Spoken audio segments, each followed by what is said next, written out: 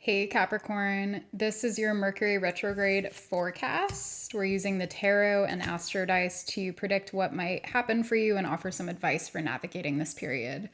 This is applicable for Capricorn Sun, Moon, Rising, and Mercury. So after you finish this up, you can go check to see if your other videos for your other placements are also posted, and you might want to watch those for additional info. And if you are interested in booking a personal reading, you can find the link in the description box. All right, let's get into it. So to start off, our astro dice are showing Saturn, Libra, and the second house, which is the overall theme for your Mercury retrograde. So Saturn is your planetary ruler. Libra is another cardinal sign, and it often, not always, but often, Libra connects us to relationships. It's an air sign, it's cardinal air. Communication and the initiation of new relationships can often be a sort of Libran quality. And Libra also seeks balance and some degree of harmony often. And with the second house, we're looking at our personal resources, we're looking at our personal values, we're looking at what we possess. And that doesn't necessarily have to mean material. It could be immaterial resources that we possess, like our gifts and our skills. But with Saturn here, it feels like all of these things, you're bringing some degree of focus, intention, and maybe a renewed sense of integrity to both your relationships and your possessions. And again, whether that's internal resources or more external material resources. Let us look at the cards. So I'm going to name them off and then I'll speak to the meanings that I'm seeing coming through. We have the World, the Three of Cups, the Ten of Swords in reverse, the Six of Cups, the Six of Wands in reverse, the Four of Cups, the Lovers, and the Five of Swords. So the major signs that I'm seeing on the table here are the fixed signs, Taurus, Leo, Scorpio, and Aquarius. I'm not going to speak to the minor arcana, but in terms of the majors, it's those fixed signs, and then also the Lovers connects us to Gemini. So these signs might be relevant in your chart, or you might be relating to connecting with people who have significant placements in those signs.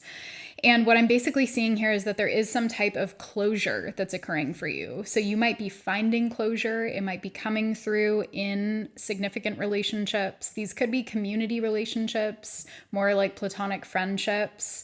Or they could be people that you know from childhood. They could be even family, where you're gaining some sense of closure and maybe finality. The Ten of Swords in reverse can sometimes speak to us getting stuck, having trouble releasing something that's ready to go. Because the 10 brings us to the end of a cycle. And the World here is reiterating that there is something that wants to be closed here. And the World connects us to Saturn too.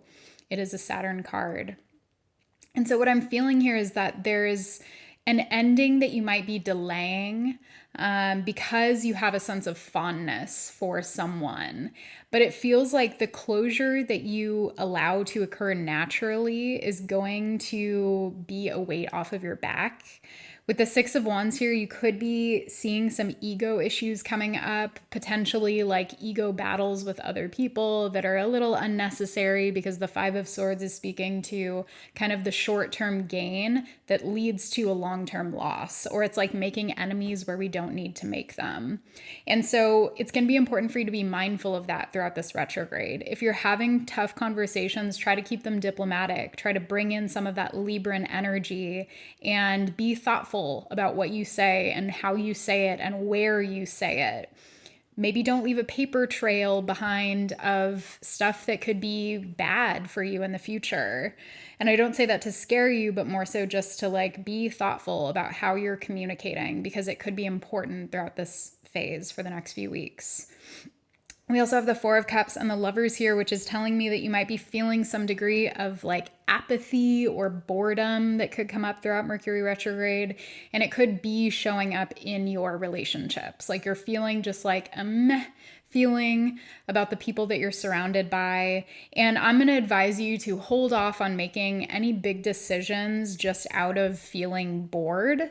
Like it could be that relationships are just in kind of a lull right now. And besides maybe some of the conflict or the endings that could occur more naturally, there are people around you that Sure, maybe they're not flashy, maybe they're not like the most inspiring and exciting relationships, but hold off a few weeks before you make any sort of like declaration or make any type of final decision.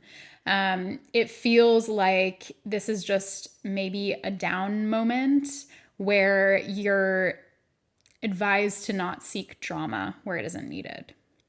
All right. If you're interested in a personal reading, again, you can book via the link in the description box. And if this was helpful, please do like, comment, and subscribe. All right.